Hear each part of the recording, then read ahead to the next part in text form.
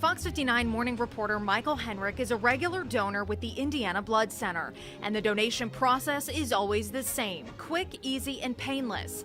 For IBC, though, there are a number of checks and sign-offs before Michael's blood can help save a life. When Michael arrives downtown, he checks in with the front desk before filling out a questionnaire.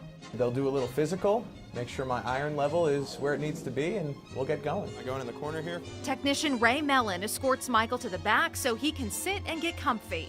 I think at the end of a long day when I'm donating blood, I can loosen my tie.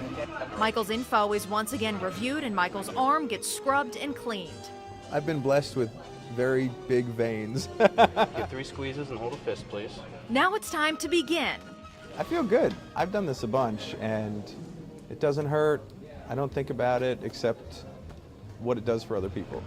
Right off the bat, a few tubes of blood are taken for lab testing. Every few minutes, Ray will check Michael's blood volume and his comfort level. I have to ensure that the blood we collect is clean and pure. We have to make sure that we screen out all possible risks. Just have to make sure that my donors stay happy and comfortable.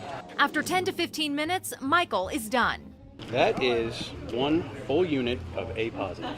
As Michael goes off to enjoy his cookie and juice, I am headed to the snack table. Let's do this. his blood still has a ways to go. Next, we take our unit, our test tubes, and our document, submit them to our supervisor. All looks good, so I'll put my tech number on there. Supervisor Linda puts everything in this tub, then rolls it on down to the components lab.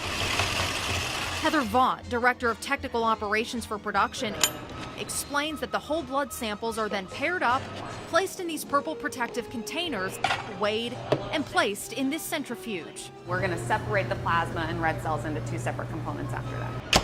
Centrifugation takes about 20 minutes to complete, and then it goes through a 30-minute filtration process. Once these bags on the bottom become full, segmentation is next. The hospital, when they receive the unit, they have to confirm the blood type, and they need to be able to break off a little sample of the blood without actually going into the unit. The blood samples then get stored in a refrigerator overnight.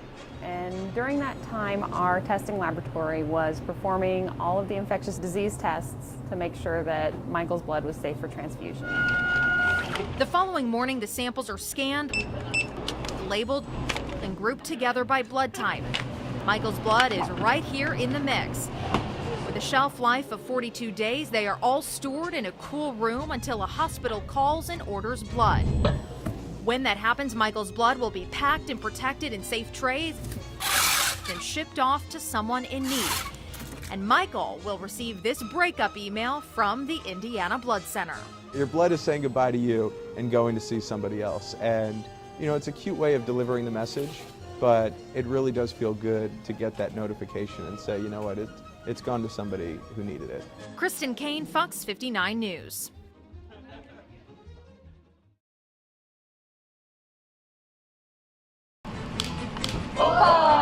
There's a lot of Opa action happening at the Mediterranean Grill in Avon. Israeli Naeem Abdelhak has been filling hungry bellies since 2005. Because the food is good. People actually come from hours away for the food because it's a good treat. If someone is going out to get Mediterranean food, they need to come here because this is the real deal. Beef kebabs, chicken kebabs, saganaki, and hummus are just some of the authentic Greek and Lebanese dishes you will find on the menu. We got like a filet mignon, we got cheeseburgers, we got a chicken sandwich. But we concentrate on the Mediterranean food, the kebabs, the gyros, the moussaka, pasticcio, a little bit for everybody. We like it, and people seem to like it.